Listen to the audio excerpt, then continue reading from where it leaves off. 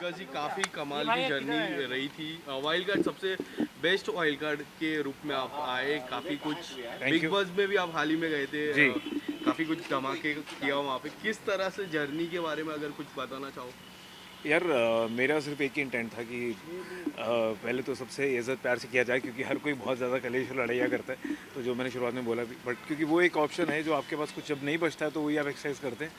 But हर किसी से मैं यही कहता था। बट वहाँ वहाँ की एनर्जी ऐसी रहती है जब आप क्लोज रहते हैं और सब दूसरा सिर्फ चीख के लड़ाई करके बात करता है और अपनी हद को पार करता है, तो फिर कई बार ऐसा होना पड़ता है।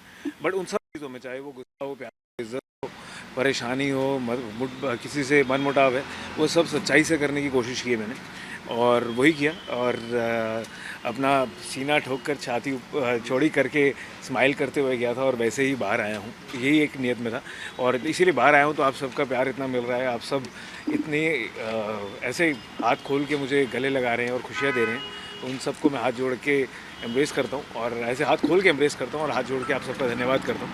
And I am very happy. Stand छोड़ा था बट मज़ेदार था। विकास, साथ ही घर के अंदर मास्टरमाइंड कौन है, आपको क्या लगता है? आप में से कोई भी इसका जवाब जानता है? साजिद खान। फिर आपको खुद को जवाब मालूम आ रहा है, फिर भी मुझसे पूछ रहे हैं। विकास जी, कई हद तक आपको ये नहीं लगा कि जितना भी समय आपने बिताया उस घर में, जी।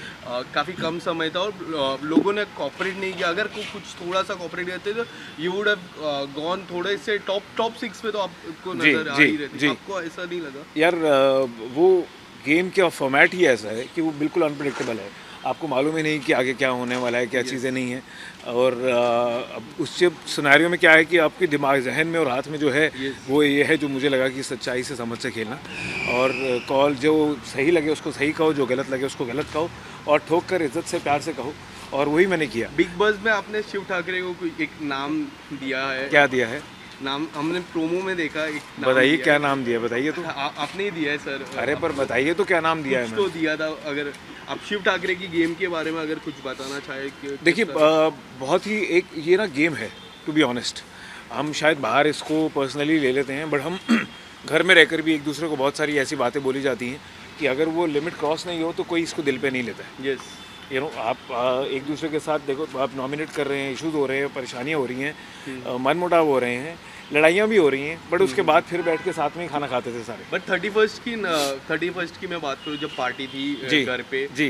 जब शालीन और टीना फिर से नज़दीक आए तो जी। लोग फिर वापस, बिग बॉस ने भी पूछा कि क्या लगता है, लोगों की राय ली, घर वालों की राय ली जी। उसमें आपकी क्या राय है? उसमें अगर आप कुछ बताना चाहो। मेरी राय ये है उसमें सिर्फ कि यार, उनके रिश्ते में बहुत कन्फ्यूजन है। यस। मेरे पास भी, मैंने भी बहुत कोशिश की उनका वो इज़्ज़त प्यार वो बनी रहे, और बीच में जो कन्फ्यूजन है वो हटी रहे, बट वो कन्फ्यूजन बरकरार रही। और आने के बाद अगर वो दिखा मुझे कि साथ में हुए हैं, तो वो क्या होगा वो मुझे नहीं पता है, बट मुझे लगता है कि दोनों बहुत ही अलग तरह के इंसान हैं एक दूसरे के लिए, और वो घर से बाहर निकलेंगे तो समझ आएगा कि वो एक दूसरे के लिए कितने अच्छे हैं या नहीं हैं।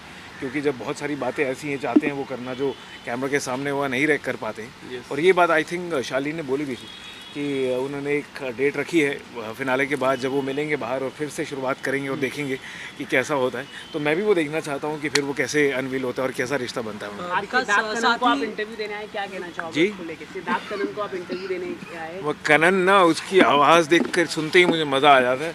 मुझे लगता है क्या मज़ेदार आवाज़ है, फुल पावर बंदा है, और फुल ऐसी फुल एनर्जी में चार्ज रहता है जैसे मैं रहता हूँ। तो मैं बहुत एक्साइटेड हूँ। मैं जा रहा हूँ कनन के पास, सिद्धार्थ के पास, उससे मिलने, हक करने और उसको इंटरव्यू देने, और आप देखते रहिए।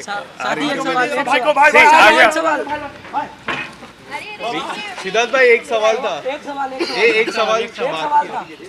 भाई मैंने क्या किया?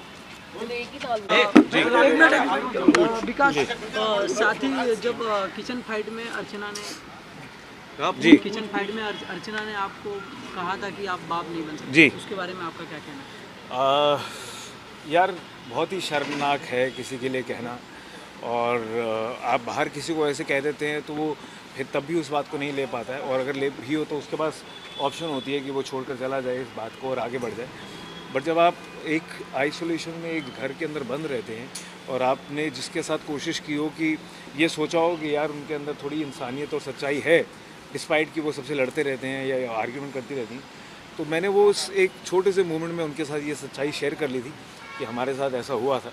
और उसके बावजूद भी अगर वो जब किसी से मनमुटाव हो तो वो उस बात को गंदगी में डुबो कर आपको फिर बदुआ देती हैं। तो ऐसा लगता है कि यार ये इंसान निहायत ही घटिया और छोटी सोच रखती हैं, और इस बात पे मैं ऐसे इंसान के साथ एक भी मिनट नहीं बिताना चाहता हूँ। तो जबकि उसके बाद उन्होंने मुझे कहा कि नहीं मैं विश करूँगी, तो मुझे लगा कि यार आप इतना ज़्यादा गंदा कहती हैं, अगर आप उसके बाद किसी को सॉरी भी कहना चाहें ना तो उस पर आप पे विश्वास नहीं होता है, क्योंकि आप फिर मुड़ के दोबारा से कह देंगी तो आपके सॉरी का कुछ मायने ही नहीं रहते। तो ये है। Thank you. विकास भाई, विकास, नए साल की शुरुआत होने वाली है, और अंत में एक बड़ी घटना हुई तुनिशा शर्मा की। जी। काफ़ी झटका लगा पूरी इंडस्ट्री को, आप उसके बारे में क्या कहना चाहोगे? देखिए, मैं जैसे ही मेरा एविक्शन हुआ था और मैं यूज्ड टू हो रहा था चीज़ों के और इंसानों के और एनवायरनमेंट का, तो वो पहला इंटरव्यू, पहली न्यूज़ थी जो मैंने देखी है टीवी पे, और बहुत ही शॉकिंग था। मुझे लगता था कि वो दिखने में बहुत ही प्यारी सी लड़की थी और अच्छा काम करती थी, और मुझे लगा यार what a waste of life. अब ये किसी को नहीं पता है कि क्या रीजंस रहे हैं उनके या क्या सर्कमस्टेंसेस थे जिनकी वजह से उन्होंने ये कदम उठाया, but I am very shocked कि यार, शॉक के साथ ना बुरा लगता है कि यार आपको क्या कहें, मतलब आप समझ ही नहीं आता कि यार आप क्या कह सकते हैं किसी के लिए ऐसे। बट सिर्फ ये कहना चाहूँगा कि हर किसी को, स्पेशली यूथ को, कि प्लीज़ एक ही ज़िंदगी है, उतार चढ़ाव ज़िंदगी में चलते रहते हैं। बहुतों की ज़िंदगी में बहुत सारी प्रॉब्लम्स होती हैं और जो इससे भी बहुत बड़ी बड़ी होती हैं। थोड़ा नज़रिया बड़ा रखिए और हिम्मत रखिए अपनी प्रॉब्लम से डील करने की, और अपने माँ बाप और अपनी फैमिली के साथ एकजुट होकर रहिए, क्योंकि जब आप वो रहेंगे, जो पेड़ अपनी नींव के साथ हमेशा स्ट्रांग रहता है वो नहीं गिरता। तो प्लीज़ भरोसा कीजिए, अगर आपको लगता है कि आपके माँ बाप नहीं समझ रहे हैं आपको, या उनको आप नहीं समझाना चाह रहे हैं, या किसी भी रीज़न से उनको दुख होगा, या वो भी at the end of it वो माँ बाप हैं। और अपने दोस्तों को पकड़िए जिनके ऊपर आपको विश्वास है, बट वो पकड़ के रखिए रिश्तों को, और आप कोई भी परेशानी हो उससे बाहर निकल सकते हैं।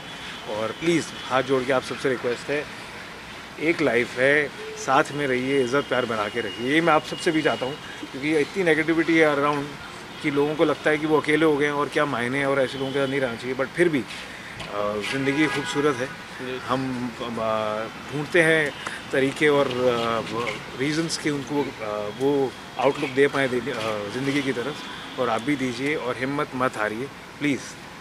Take care, God bless all of you. Thank you Vikas.